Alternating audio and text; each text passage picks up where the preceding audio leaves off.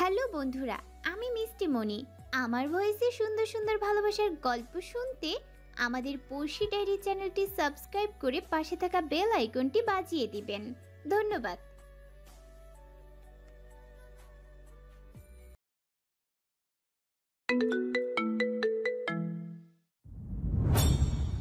Andrea তখনও বোবার রূপেই ছিল। অ্যাডুইন নিচ থেকে আন্দ্রিয়ার হাত টেনে নিজের মাথায় দেয়। মেয়েটা বাদ সারতে পারে না, চুপচাপ অ্যাডুইনের চুলে হাত বুলায়।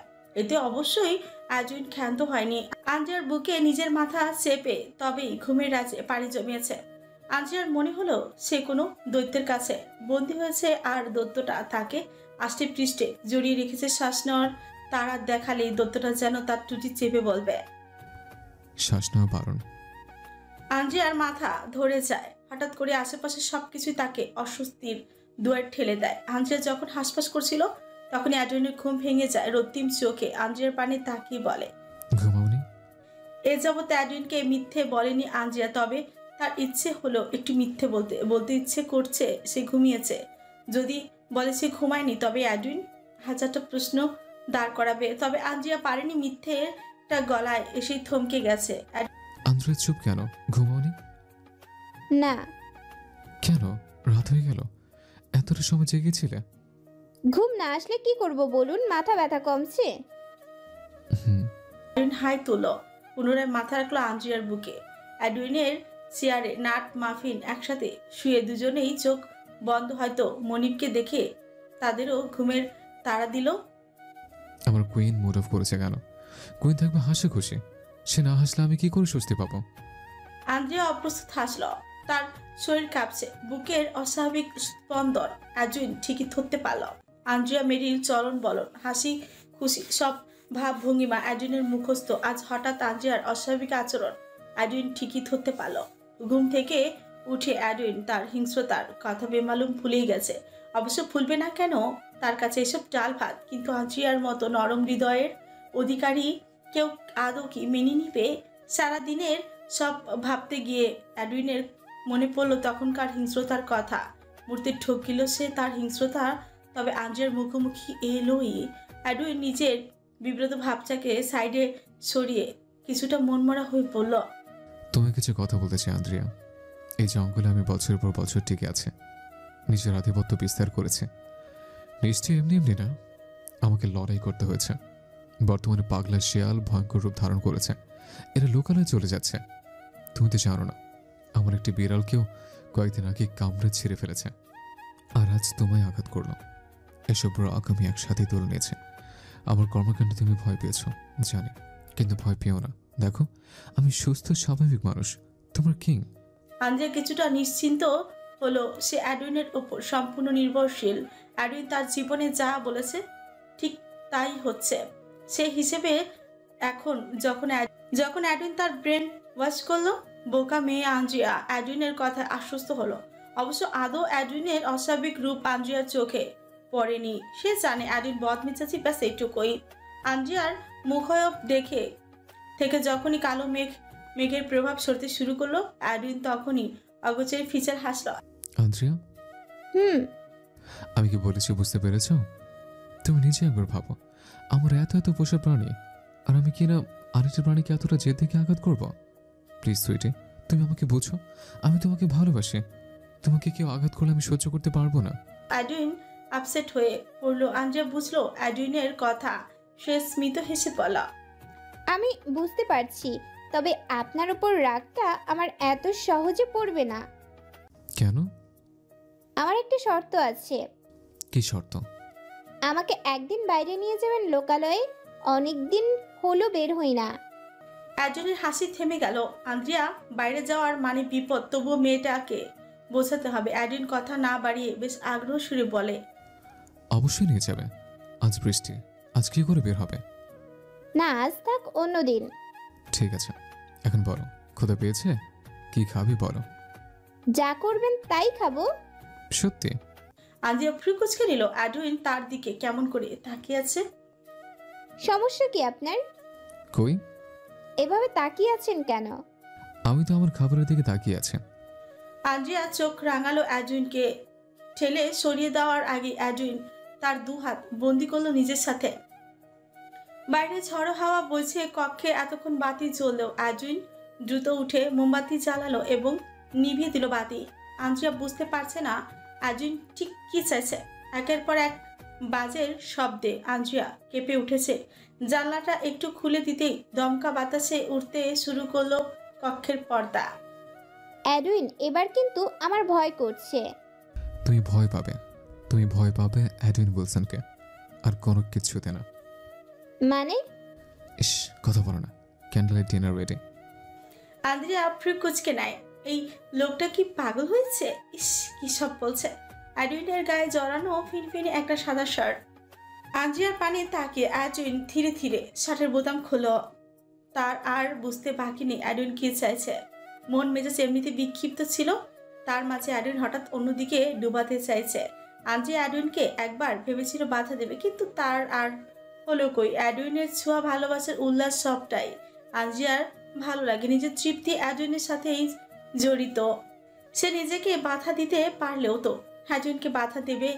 আবছা আলোয় অ্যাডুইনের উন্মুক্ত দেহ আঁকড়ে ধরল আন্দ্রিয়াকে।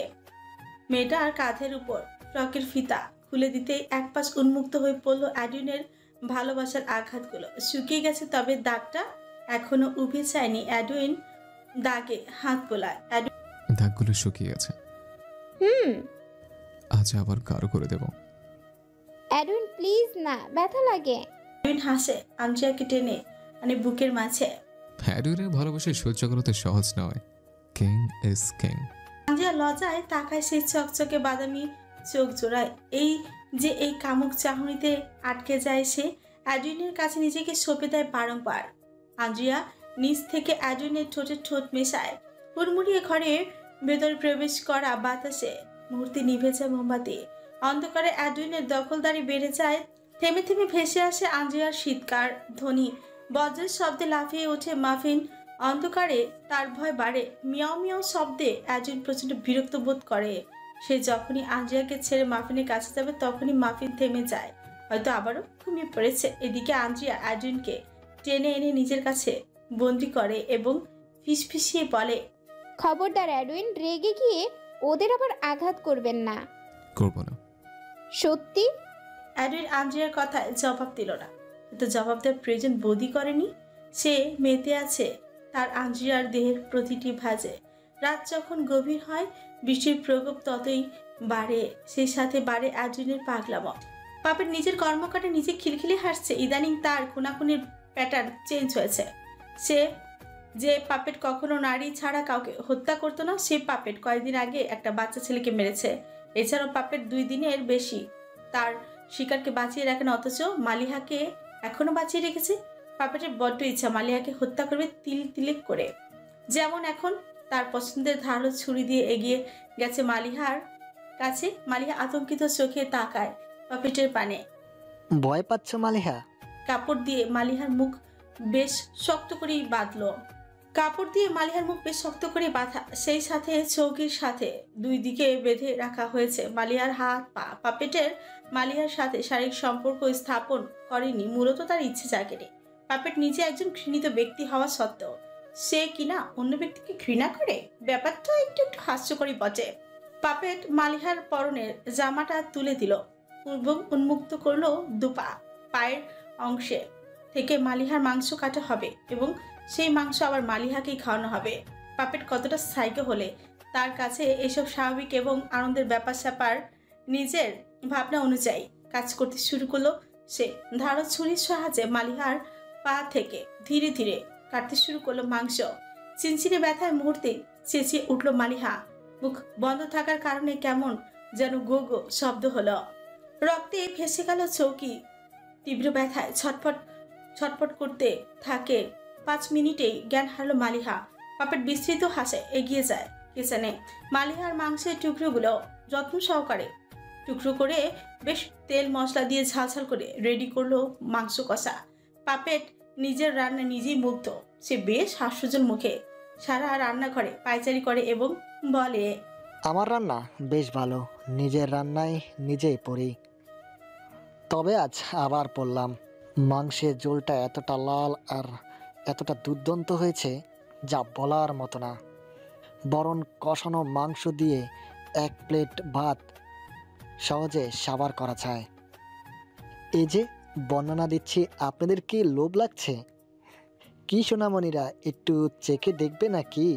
পাপেট স্পেশাল, ঝাল ঝাল মাংস কষা। আমি কিন্তু মাইন্ড করব না। ভোরের আলো ফুটেছে, সেই সাথে জ্ঞান ফিরেছে মালিহার। সারাটার সময় পাপেট তার পাশেই ছিল। পাপেটের কালো চোখের মনি জোড়া অদ্ভুতভাবে পরখ করছিল মালিহাকে। হঠাৎ মালিহার নাকে ধাক্কা লাগে সুঘ্রাণ।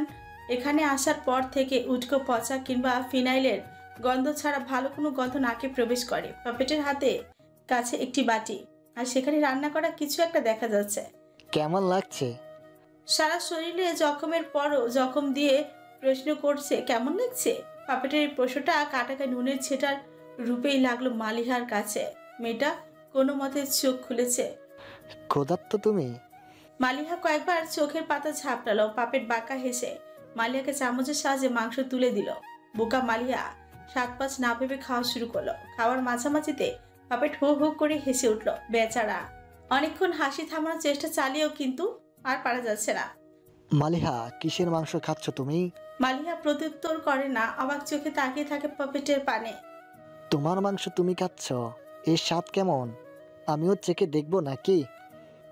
পুনরায় পাতালপুরি কাঁপিয়ে হেসে উঠল পাপেট। মালিহা কয়েক সেকেন্ড দম খিচে গড় গড়িয়ে উগড়ে দিল পেটের সব। কি বিশ্রী কাণ্ড! পাপেট তার সীমা লঙ্ঘন করেছে। মানুষরূপী একটা জন্তু এই পৃথিবীর এক কোণের মানুষের ঘুম হারাম করে দিয়েছে। আন্দ্রিয়াকে ডাবল ডোজ ঘুমের ওষুধ খাইয়ে আজ পুনরায় প্যালেস থেকে বেরিয়ে পড়ল অ্যাজ। বৃষ্টির প্রকোপ কমেছে, তবে বাতাসের দাপট এখনো কমেনি। ভেজা রাস্তায় গান চালিয়ে বেশ আরামেই গান গাইতে গাইতে গাড়ি চালাচ্ছে অ্যাডউইন। আজ অব্রের বার্থডে পার্টি আছে। অব্র বারবার করে বলে দিয়েছে আন্দ্রিয়াকে যেন নিয়ে আসা হয়, কিন্তু অ্যাডউইন এমন কাজ কখনো করবে না। আন্দ্রিয়ার প্যালেসের বাইরে যাওয়ার অনুমতি নেই। অবশ্য প্যালেসের বাইরে বললে ভুল হবে, এই জঙ্গলের বাইরে যাওয়ারই অনুমতি নেই। মধ্যরাতে অব্রের নিরিবিলি বাড়িটা চমচমাট হয়ে উঠেছে। শহরের এক কোণে ধনীদের আজ আসর জমেছে। অব্রের বন্ধু থেকে শুরু করে তার বাবার বন্ধু, কলিগ, তার মায়ের কলিগ, সবাই আজ নিমন্ত্রিত। অব্রের বাবা একজন এসিপি। তিনি ভীষণ অমায়িক মানুষ, এবং যে বাইরে থেকে যতটা অমায়িক, পেছনে পেছনে ছচা চাতুর্যে টাকার পাহাড়ও গড়েছে। লোভে এমন একটা জিনিস এক নিমিষেই মানুষকে ঘাল করতে প্রস্তুত। অব্র অপেক্ষায় ছিল অ্যাডউইনের সাথে। সন্ধিয়ান ছিল আন্দ্রিয়াকে আনবে তো। অব্র বেশ কয়েকবার অ্যাডউইনকে ফোন করেছে, কিন্তু বান্দা ফোন ধরে নামই নিচ্ছে না। অ্যাডউইনের চকচকে অডিও গাড়িটা থামলো গেটের সামনে। বেশ ভাবসাব নিয়ে গাড়ি থেকে নেমে এক নজরে পুরো আয়োজনে চোখ বোলার। আশেপাশে মেয়েরা সবার নজর আটকালো অ্যাডউইনের পানে। কেউ কেউ তো আবার কানাঘুষা শুরু করে দিয়েছে। একদল বাঙালির মাঝে ভিনদেশি অ্যাডউইনকে দেখে কানাঘুষা করবে না? কালো ব্লেজারে হাতে দামি ফোন নিয়ে ভীষণ ব্যস্ত দেখালো অ্যাডউইন। অব্র অ্যাডউইনকে দেখে ছুটে এলো। তুমি আইসো, তোমারে দেই কি যে খুশি হয়েছি। আন্দ্রিয়া কোনায়? আজকে অন্তত ঠিকঠাক কথা বলো। ও মা, আই কিচ্ছে। অভ্র, তোর নাকি খুশি পড়ার আগে নিজেকে সংযত কর। ও ওকে ওকে, টপিক চেঞ্জ। আন্দ্রিয়া কোথায়? আসেনি। অব্রের হাস্যোজ্জ্বল মুখটা মুহূর্তেই কালো মেঘে ঠেকে গেছে। আন্দ্রিয়াকে কেন আনলি না অ্যাডউইন? আনার ইচ্ছে হয়নি। এসব কি অ্যাডউইন? মেয়েটাকে কি বাকরুদ্ধ করেছিস? এবার কিন্তু বাড়াবাড়ি হয়ে গেল। আমার জন্মদিন আর সে। এমন একটা ভাব করছিস যেন, বাই দ্য ওয়ে, বেশি রাগারাগি করলে আমি কিন্তু উল্টো দিকে হাঁটা শুরু করব। অব্র তুমি গেল। অ্যাডউইন যা বলবে তাই করবে, তাই সে মুখে কুলু পেটে দিল। এ ব্যাপারে কোনো কথাই বলবে না। আন্দ্রিয়াকে পেয়েছে কি এভাবে একটা মেয়েকে দিনের পর দিন বন্দি করবে? অ্যাডউইন চুপচাপ এগিয়ে গেল ভ্যানুর দিকে। মুহূর্তেই দেখা হলো অ্যাডউইনের সৎ বাবা জিসানের সাথে। অ্যাডউইন, কেমন আছো? জি আঙ্কেল, ভালো। আদ্রিয়া আসেনি? আসলে আমার পাশেই থাকতো। অ্যাডউইনের শর্টকাট জবাব, অথচ জিসান চান অ্যাডউইন তার সাথে একটু ফ্রি হয়ে কথা বলুক। তাদের সম্পর্কটা এমনভাবে গড়ে উঠুক তারা যেন সত্যিকারের বাবা ছেলে। জিসান একটি জুসের গ্লাস নিয়ে অ্যাডউইনের হাতে দিলেন এবং নিজেও নিলেন। অ্যাডউইন, একটা কথা তোমাকে বলতে চাই, একটু আড়ালে আসা যাবে? এখানে খুব বেশি ক্রাউড। চলুন। অ্যাডউইন জিসান হাঁটতে হাঁটতে কিছুটা আড়ালেই গেল। জিসান আমতা আমতা করে শোধায়, আমার বড় ভাই মানে তোমার বড় আঙ্কেল আমাদের সেই রাজবাড়িটা দখল করতে চাইছে। কি বলতে চাইছি বুঝতে পারছো? জঙ্গলের রাজবাড়িটা নিয়ে উনি কি করবেন? ওই বাড়িটাকে নতুনভাবে সাজিয়ে একটা হোটেল বানাতে চাই। মানে কেউ যদি এক রাত জঙ্গলে কিংবা বলা যায় প্রাসাদের কাটাতে চায়, তার জন্য ওই বাড়িটা মানে নতুন কিছু তিনি চাইছেন আর কি। জিসান আয়রনের পানে তাকে সম্পূর্ণ কথা গুছিয়ে বলতে পারল না। কথাগুলো কেমন যেন এলোমেলো জড়িয়ে গেল। তিনি জানেন এই প্রাসাদ জুড়ে, অর্থাৎ এই প্যালেস জুড়ে আয়রন কতটা ইমোশন। আজুইন দীর্ঘশ্বাস ছাড়ল। বাইরে থেকে যতটা নীরব, ভেতরে ভেতরে ঠিক ততটা রাগে জেদে ফাটছে। আমি আগেই বলেছিলাম টাকা দিয়ে দেব। টাকা আপনি কেন নিলেন না আঙ্কেল? আমি টাকা চাই না অ্যাডউইন, এটা আমি তোমাকে গিফট করেছি। কিন্তু এই প্রাসাদটা আপনার দাদা কিনেছেন আর উনি আপনার বাবাকে দিয়েছেন। আপনার বাবা আপনাকে দিয়েছেন, আপনি দিলেন আমাকে। আর আমি এমন এক ব্যক্তি যে কিনা আপনার রক্তের কেউ না। আপনার বড় ভাইয়ের এই প্রাসাদ নিয়ে হিংসা বিদ্বেষ থাকারই কথা। যাই হোক, ওনাকে বলবেন যত টাকা লাগবে আমি দিব, তবে প্যালেস আমার, মানে আমার। আমি আগেই বলেছি, কিন্তু সে বলল তোমার সাথে একবার যোগাযোগ করতে চায়। অ্যাডউইন বলছেন এতটুকু অহেতুক সময় নেই যেসব নিয়ে কথা বলবে। অ্যাডউইন থামতে নমি এসে হাজির হলেন। অনেকদিন পর ছেলেকে কাছে পেয়ে একটুখানি তৃপ্তি মিশিয়ে হাসলেন। কেমন আছো অ্যাডউইন? ভালো। আন্দ্রিয়া আসেনি? না। কিন্তু কেন? আমি আনিনি তাই। তোমার কি মনে হচ্ছে না তুমি বাড়াবাড়ি করছো? মেয়েটাকে এভাবে কতদিন আড়ালে রাখবে? যতদিন প্রয়োজন। আর কতদিন প্রয়োজন তোমার? ওর অস্তিত্ব সমাজের কাছে বিলীন করে দিয়েছো। তুমি যে জেনে বুঝে ক্রাইম করছো তা আমি জেনেও কিছু করতে পারছি না, আফসোস। অ্যাডউইন অবজ্ঞায় হাসল। তার মায়ের এসব আহাজারি তার ভীষণ মজা লাগে। শুধু কি মজা, ইচ্ছে করছে ভরা বাড়িতে এক্ষুনি সবার সামনে ডান্স করতে। অ্যাডউইন কঠিন গলায় বলল, আমি ন্যায় অন্যায় বুঝি না। আন্দ্রিয়া আমার কাছে আছে, আন্দ্রিয়া আমার কাছে আছে, ব্যাস এইটুকু এনাফ। অ্যাডউইন, এবার তো বিয়ে করছো, সবার সামনে ওকে আনো, জানিয়ে দাও আন্দ্রিয়া মেরি জীবিত। চুপ করো তুমি। আন্দ্রিয়া সবার সামনে এলে নিশ্চিত মরবে। কে মারবে তাকে? অ্যাডউইন বলছেন মারবে। নমি জিসান দুজনেই চমকে গেলেন। অ্যাডউইন ঠিক কি বলছে, কি বোঝাতে চাইছে? সে আন্দ্রিয়াকে মারবে, তবে আন্দ্রিয়াকে বিয়ে করলো কেন? শুধুমাত্র নিজের লালসার জন্য? নিজের লালসা মেটাতে মেয়েটাকে এভাবে বন্দি করে রেখেছে অ্যাডউইন। নমির বুকে কাপে মনে মনে জেদ চাপে আন্দ্রিয়াকে সবার সামনে আনবে আর অ্যাডউইন থেকে দূরে সরাবে। নমির বুক কাঁপে, মনে মনে জেদ চাপে আন্দ্রিয়াকে সবার সামনে আনবে আর অ্যাডউইন থেকে দূরে সরাবে। নমি যখন এসব ভাবছিল তখনই অ্যাডউইন ফিরে আসে আর নমির বাহুতে হাত রেখে ঘাড়ে মাথা ফেলে আহ্লাদি হয়ে বলে, আমার শোনা মম, আমাকে নিয়ে ভেবো না, আর আন্দ্রিয়াকে নিয়ে একদম না। ওতে বাড়াবাড়ি করলে তোমার প্রফেশনাল লাইফ আর। অ্যাডউইন, তুমি তোমার মমকে হুমকি দিচ্ছ? অ্যাডউইন বলছেন হুমকি দেয় না, দিতে পছন্দ করে না। আমি জাস্ট বললাম আমাদের নিয়ে ভেবো না। তোমার বোধ আর ভালো লাগছে না, তাই না? তোমার কি নাতি নাতি লাগবে? বাট সরি, আমি এত দাঁতের এসবে যাচ্ছি না। আমার আন্দ্রিয়া ছোট্ট কুইন, এসব ধকল এক্ষুনি সামলাতে পারবে না। সে তো আমাকে সামলাতে পারে না। নমি অ্যাডউইনের হাতটা ছিটকে সরিয়ে গটগটিয়ে হেঁটে যায়। জিসান এর আগেই সরে গেছেন। অ্যাডউইন চারপাশে নজর ঘুরিয়ে ফিরে যায় অপরের কাছে। মার্বেলাসে ভায়োলিনের ক্লাস করা নিয়মিত ছাত্রী শ্রাবণী নিখোঁজ। নিখোঁজ শব্দটা হুড়মুড়িয়ে ছড়িয়ে পড়ে চারিদিকে। আজ আবার মার্বেলাস থেকে ছাত্রী নিখোঁজ। ব্যাপারটা নিয়ে সবার মাঝেই বেশ চিন্তাই দেখা যাচ্ছে। শ্রাবণীর বাবা মা এসে ভীষণ কাঁদছেন।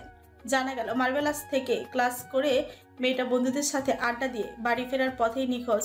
এই শহরে একের পর এক অস্বাভাবিক কাণ্ড ঘটেই চলেছে, কিন্তু জোরদার তৎপরতার অভাবে কালপিট হাওয়া লাগিয়ে ঘুরছে।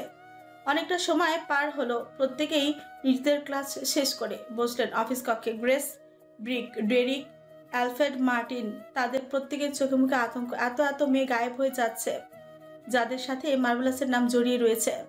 আর এবারে কেসটা তো পুরোটাই মার্বেলাসের উপরেই পড়বে। মেয়েটা মার্বেলাস থেকে বাড়ি ফিরেছিল। চারিদিকে সবাই মুখে মুখে মার্বেলাসের নাম আওড়াবে।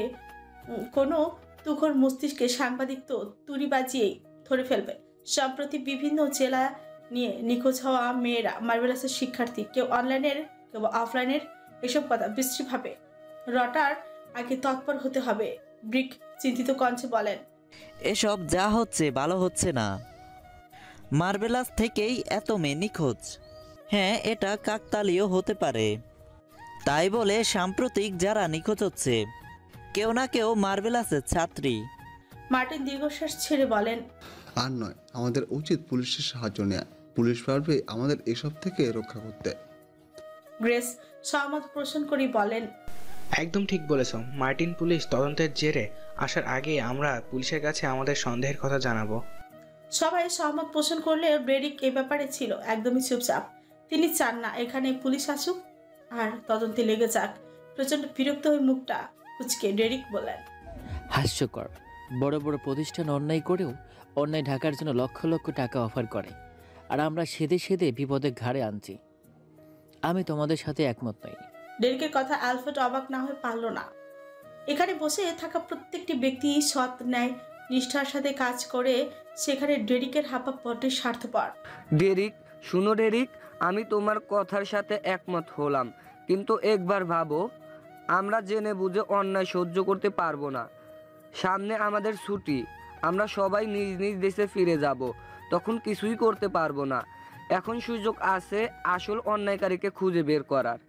মার্টিন ঐক্যমত হয়ে বললেন, yes, you are right elephant. এখানে দারোয়ান, কেয়ারটেকার থেকে শুরু করে যারা যারা আমাদের সাথে কাজ করেছে, মানে তরুণ তরুণী যারা আছে, তারা এসবে জড়িয়ে থাকতে পারে। আমাদের উচিত পুলিশের সাথে যোগাযোগ করা। ডেরিক সবার কথায় নিজের মতামত জোরদার ভাবে কাজে লাগাতে পারল না। সবাই যখন একজোট, তখন তিনি ভিন্ন থাকলে সন্দেহের তীর তার দিকে আসবে। তাই তিনি স্মিত হেসে বললেন, ঠিক আছে, তবে তাই হোক, পুলিশকে জানাও। কালো মেঘে ছেয়ে গেছে সমস্ত আকাশ। বিকট শব্দে আকাশ ডাকছে, সেই সাথে ডাকছে মঞ্জুর পেট। পেটের ভেতর কেমন গুড়গুড় করছে শব্দ। ইতিমধ্যে তার কানেও এসে গেছে। মার্টিন স্যার আর আলফ্রেড স্যার মিলে পুলিশের কাছে গেছে। মঞ্জু গেটের সামনে আর দাঁড়িয়ে থাকতে পারছে না। একটা সিগারেটের ফুকলে শান্তি লাগতো। পাশের জনকে দায়িত্ব দিয়ে মঞ্জু রাস্তার কোণে ধরে হাঁটতে লাগলেন। সিগারেটের ধরিয়ে বেশ কিছুক্ষণ পায়চারি করেন। অবশেষে ফোন এলো সেই কাঙ্ক্ষিত ব্যক্তির। মঞ্জু এক মুহূর্ত দেরি না করে ফোন তুলল। Hello sir. মঞ্জু, শুনেছো কিছু? জি স্যার, শুনছি। পুলিশের নাম কি মার্টিন স্যার তুলেছেন? না, এবার সবাই একজোট হয়ে তুলেছে। এইটা তো মার্টিন স্যার ছিল।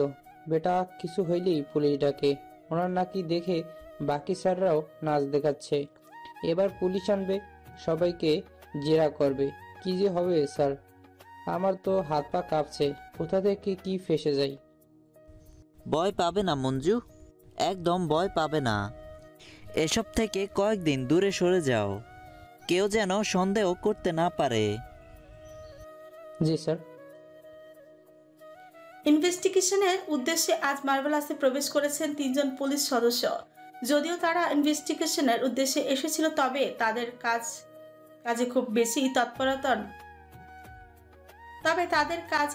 বেশি তৎপরায়ণতা দেখাই গেল না। ব্যাপারটা কি তারা হাস্যকর ভাবে নিয়েছেন? অবশ্য নেওয়ার কথা না। সেদে সেদে কেউ নিজের ঘাড়ে, অর্থাৎ নিজেদের প্রতিষ্ঠানের এত বড় দাগ লাগায়।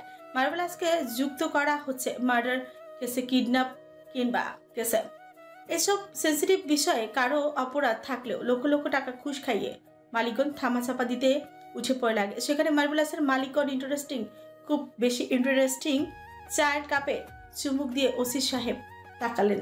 তাদের পানে তিনি অনেকক্ষণ যাবত তাদের বুঝিয়ে যাচ্ছেন এসব থেকে তারা যেন পিছপা হয়, কিন্তু কেউ পিছপা হতে রাজি নয়। তারা এটাই চান এই কেসগুলোর সাথে মার্বেলাসের এই কাকতালীয় মিলের সূত্রপাত উদ্ঘাটন। ডেরিক এতদিন সবাইকে বোঝালো, আজ তিনি নীরব দর্শক ছিলেন এবং টুকটাক তিনি বললেন তাদের দেওয়া অভিযোগটা গুরুত্ব সহকারে নিতে।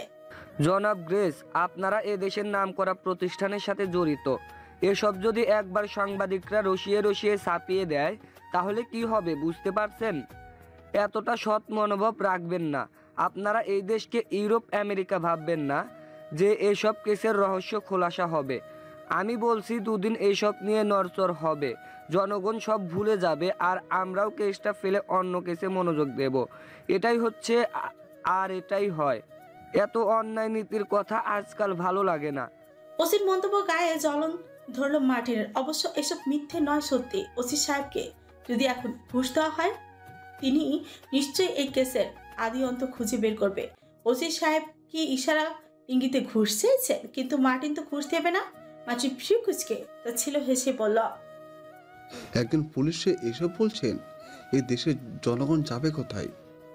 শুনুন স্যার, আমাদের ভালোর জন্য বলেছি, আমাকে খারাপ ভাববেন না। আমরা আপনাকে খারাপ ভাবছি না, আপনি আমাদের কেসটাকে গুরুত্ব সহকারে দেখুন প্লিজ। আমরা চাই না মার্ভেলাস থেকে আর কেউ নিখোঁজ হোক। ওসি সাহেবের মাথা নাড়লেন। মনে মনে অবশ্য তিনি হাসছিলেন। দেশে আজকাল এত বেগম আছে, খালকেটে কুমির আনে। ঘুম ঘুম চোখে মেঝেতে বসে আছে Andrea.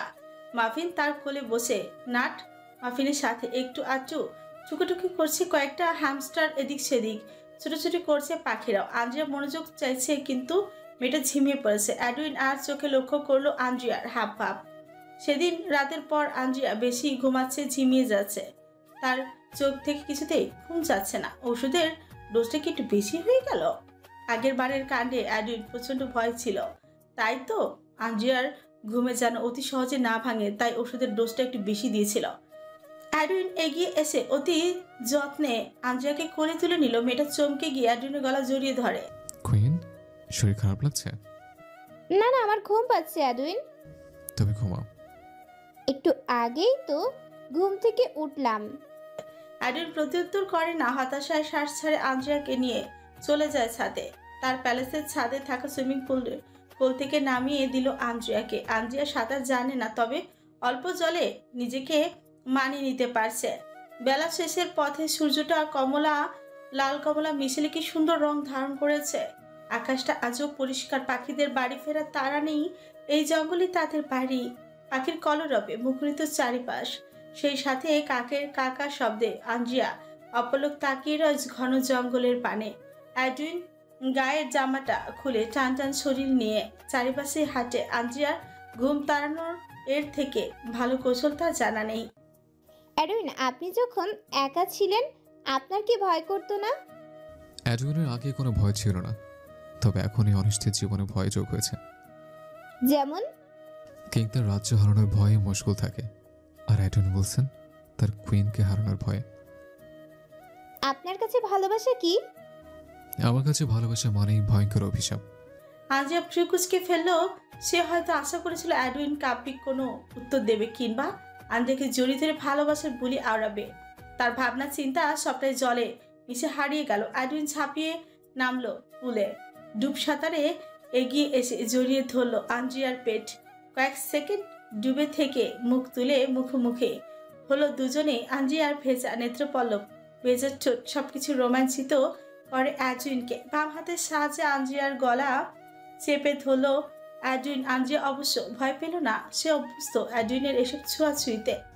Andrea Mary, my queen, তোমার অবুঝ চাহনি আমার দম আটকে দেয়।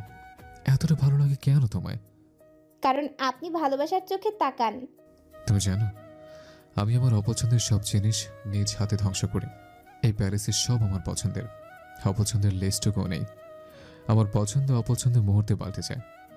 অ্যাডউইন আচমকা পানিতে থাপা দিল। আন্দ্রিয়া চমকে তাকাতে দেখতে পেল অ্যাডউইনের হাতে একটি সাপ। এই সাপটির নাম কি?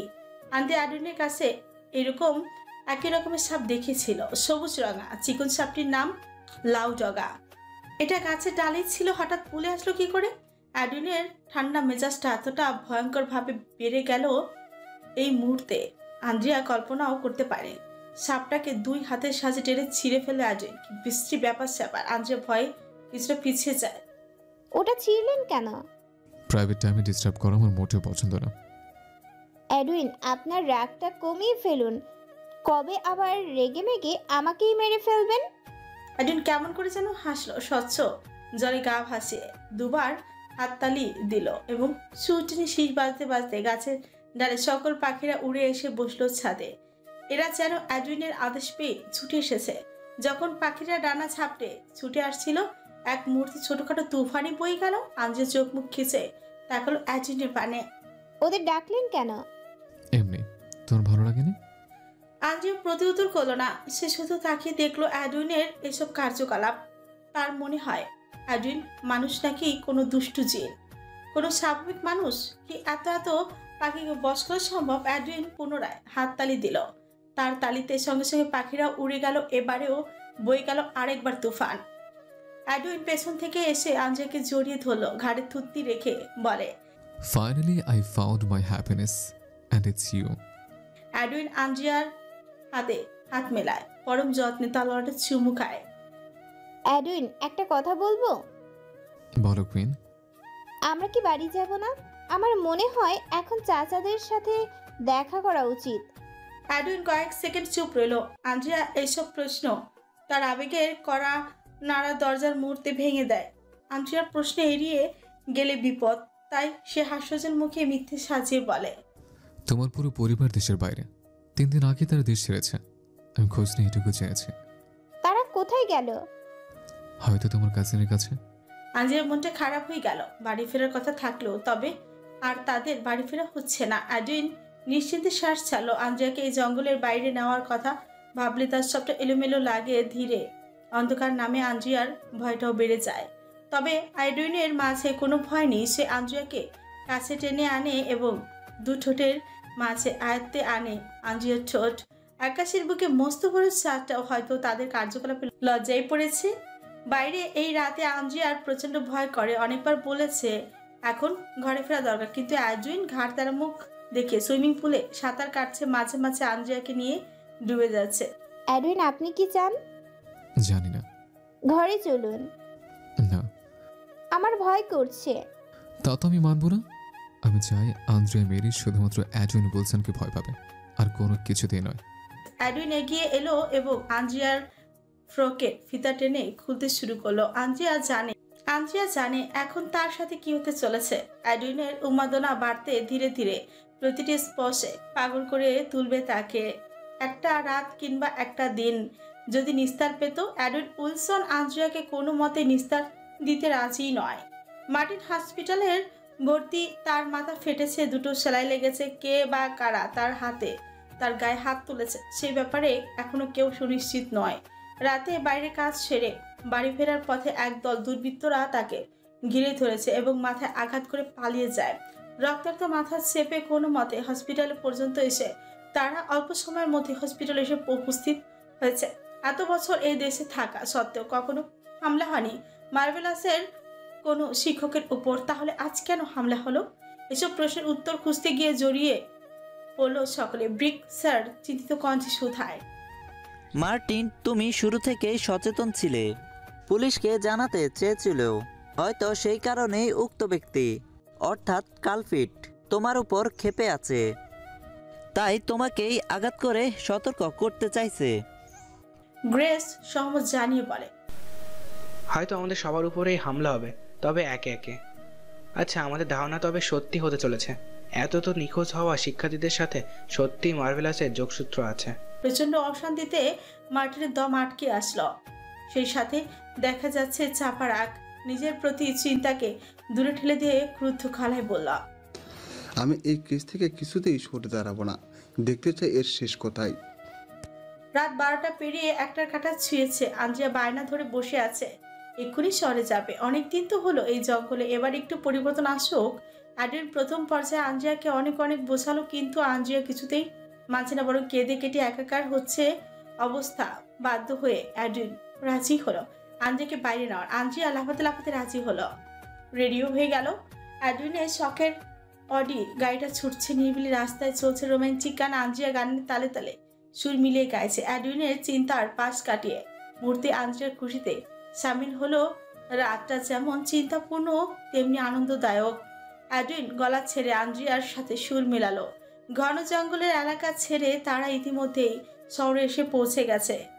মধ্যরাতে শহরের ব্যস্ততা কমেছে, সেই জন্য নিশ্চিত হলো অ্যাডুইন এখন অন্তত কেউ তাদের দেখবে না। মাঝ রাস্তায় গাড়ি থামিয়ে অ্যাডুইন নেমে এলো একটি ছোট্ট দোকান থেকে, নিয়ে এলো কোল্ড কফি। আঞ্জিয়া খুশিতে কত হয়ে পড়ল।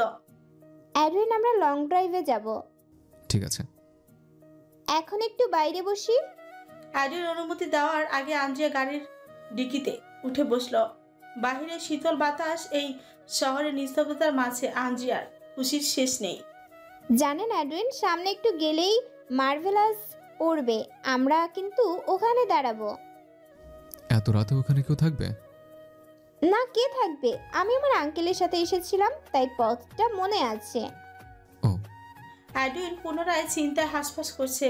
অ্যাডুইনের এত চিন্তা কিসের? আন্দ্রিয়াকে জুড়ে তার জীবনের রহস্য কি? অনেকটা সময় তারা বকবক করেই কাটিয়ে দিল। আন্দ্রিয়া গাড়ি থেকে নেমে অ্যাডুইনের সাথে কথাই বলছিল। বিপরীত পাশে হেঁটে আসা দুজন পথচারী আচমকায় আন্দ্রিয়ার পানে তাকে থমকে যায়। প্রথমে তারা অবিশ্বাস্য চোখে তাকালেও পরবর্তীতে শিওর হলেন এই মেয়েটি মৃত আন্দ্রিয়া মেরি। সেই দুজন পথচারী আর কেউ নয়, তারা হলেন গ্রেস আর ব্রিক।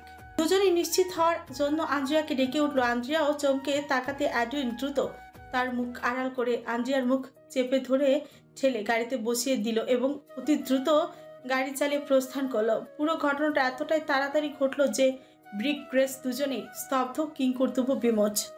গ্রেটস, মেয়েটা আদ্রিয়া ছিল? হ্যাঁ, আমিও শুনেছি সে আদ্রিয়া। তবে পাশের ছেলেটা কে? আন্দ্রিয়া বেঁচে আছে এই খবরটা তড়িৎ গতিতে ছড়িয়ে পড়লো চারিদিকে। সবার মাঝে এই রাতেই শুরু হলো চাপা আতঙ্ক। রাত পেরিয়ে সকাল হলো এবং আন্দ্রিয়ার মৃত্যুর কেস পুনরায় তাজা হলো।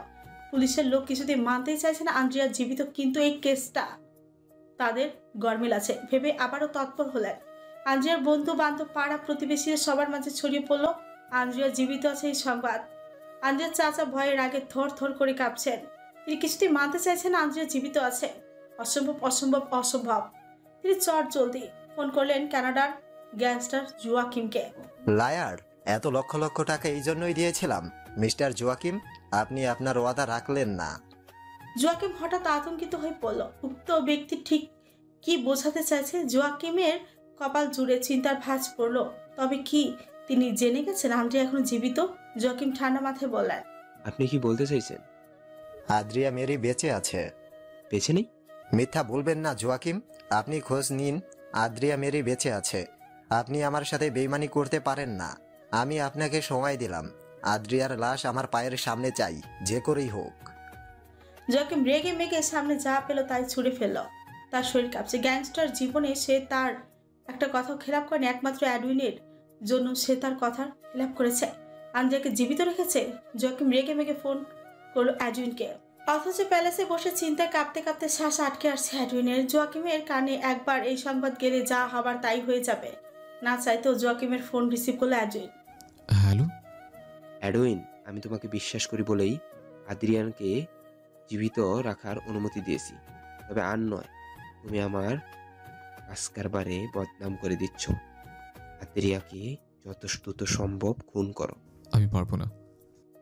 পারবে না? জোয়াকিম অট্ট হাসিতে হাসলেন। অ্যাডুইন মুহূর্তে রেগে গেল, কিন্তু এই রাগের কোনো দাম নেই জোয়াকিমের কাছে। অ্যাডুইন, আমাদের মাঝে কি ডিল ছিল তোমার কি মনে নেই? আদ্রিয়া প্রকাশ্যে এলেই তুমি তাকে খুন করবে। সময় এখন এসে গেছে। কিল হিম। অ্যাডুইন, উইলসন কিল হার। ওয়াদা ভঙ্গ করতেও লাভ হবে না। আদ্রিয়াকে আমি চাইলে এক্ষুনি হত্যা করতে পারি, তবে এর পরিণাম ভয়াবহ হবে। দেখা যাবে তুমিও ফিনিশ। অ্যাডুইন জানে আর কিছুই করার নেই। নিজের অস্তিত্ব বাঁচাতে হলে আবেগ বিসর্জন দিতেই হবে। আর অ্যাডুইন জানে কিভাবে আবেগ বিসর্জন দিতে হয়। সে দীর্ঘশ্বাস ছেড়ে বলে, ঠিক আছে জোয়াকিম, তবে তাই হবে। আন্দ্রিয়া জীবিত আছে এই খবরটা যেমন সবার মাঝে আতঙ্ক ছড়িয়ে দিয়েছে, তেমনি পাপেটের মনে ছড়িয়ে দিয়েছে খুশির আনন্দ। অতি খুশিতে পাপেট অনেকটা সময় যাবৎ ছোট্ট শিশুর ন্যায় কেঁদেছে। অবশেষে আন্দ্রিয়া মেরি তবে তার পাতালপুরীতে আসবে। পাপেটের পাতালপুরীতে বন্দি থাকা মার্ভেলাসের নিখোঁজ শিক্ষার্থী শ্রাবন্তী অবাক হয়ে দেখছে পাপেটের অদ্ভুত কর্মকাণ্ড। তার হাত মুখ বাঁধা একটি চেয়ারের সাথে ভয়ে মেয়েটার দম খিচে আসছে। পাপেটের কে হাসতে হাসতে চোখের জল মুছে বলল, Andrea Mary, welcome welcome welcome. তুমি প্রকাশ্যে এসে আমাকে যে কতটা সুযোগ করে দিলে তার হিসাব নেই। আড়ালে লুকিয়ে থেকে লাভ কি? প্রকাশ্যে এসে এবার জেনে যাও পাপের রাজ্যের কথা। কুকুর শব্দে জঙ্গলে ডাকছে এক নাম না জানা পাখি। সে পাখিটার আওয়াজটা কেমন গা ছমছমে। আন্দ্রিয়া বেলকনি বসে পাখিটাকে খুঁজেছিল। আজ কি তার কেমন কেমন যেন লাগছে। অ্যাডুইনের আচার আচরণ তার কাছে বড্ড অদ্ভুত ঠেকছে। তার কথাবার্তা চাল চলন ধরা দিচ্ছে ভয়ঙ্কর ভাব। এই যে একটু আগে অ্যাডুইন আন্দ্রিয়াকে বলল, তোমার কান কেটে ফেলে তুমি কি খুব কষ্ট পাবে? এটা কেমন কথা? অ্যাডুইন কখনো এভাবে কথা বলেনি, তবে আজ কেন? আন্দ্রিয়া যখন চিন্তায় আচ্ছন্ন তখনই আগমন ঘটল অ্যাডুইনের। তার হাতে অ্যারাবিয়ান সেই স্পেশাল ছুরিটা। বিশেষ কোনো দরকার ছাড়া এই ছুরিটা অ্যাডুইন হাতে তুলে না। কস্তুরীর ঘ্রাণ নাকে ঠেকাতেই আন্দ্রিয়া পেছন ঘুরে তাকালো। অ্যাডুইন এসেছে। তার আকর্ষণীয় চকচকে বাদামি চোখ জোড়া আন্দ্রিয়ার পানি তাকিয়ে এলোমেলো বাদামি চুলগুলোতে হাত বুলিয়ে দিল আন্দ্রিয়া। অ্যাডুইন, আপনাকে এমন লাগছে কেন? কারণ এই প্যালেসের কিং কুইনকে হারাতে চলেছে। মানে? সরি কুইন, তোমার মৃত্যু তুমি ডেকেছ, আমি নই। অ্যাডুইন আচমকা আন্দ্রিয়ার গলায় ছুরি চেপে ধরল। এত ধারালো ছুরির একটু চাপে আন্দ্রিয়ার গলার চামড়া ভেদ করে ঝরঝরে ঝরছে লাল টকটকে রক্ত। অ্যাডুইন তার দয়া মায়াহীন কর্মকাণ্ডের সর্বোচ্চটা এবার দেখিয়ে দিল আন্দ্রিয়াকে। এক পোচে আন্দ্রিয়ার গলা থেকে বেরিয়ে এলো করুণ আর্তনাদ। আন্দ্রিয়ার কল্পনার জগৎ আর বাস্তব জগৎটা আর এক রইল না। হয়তো যবনিকা পাত হলো আন্দ্রিয়া মেরির ভালোবাসায় মোড়ানো জীবনের। সত্যিই কি তাই? অ্যাডুইনের ভালোবাসা কি এতটাই ঠুনকো হয়ে ধরা দিল, নাকি আন্দ্রিয়া মেরি জড়িয়ে যাচ্ছে নতুন সূচনায়? গল্পটি আপনাদের কাছে কেমন লেগেছে? তবে গল্পটি এখানেই শেষ নয়। গল্পটির প্রথম পরিচ্ছেদ মাত্র শেষ হলো, দ্বিতীয় পরিচ্ছেদ খুব শীঘ্রই চলে আসবে। সো ততদিন পর্যন্ত পরিচিতার সঙ্গে থাকুন। আর গল্পটি ভালো লাগলে লাইক, কমেন্ট, শেয়ার অবশ্যই করবেন। চ্যানেলটি সাবস্ক্রাইব করে আমাদের পাশে থাকবেন। তো সবাই সুস্থ থাকবেন, ভালো থাকবেন। আল্লাহ হাফেজ।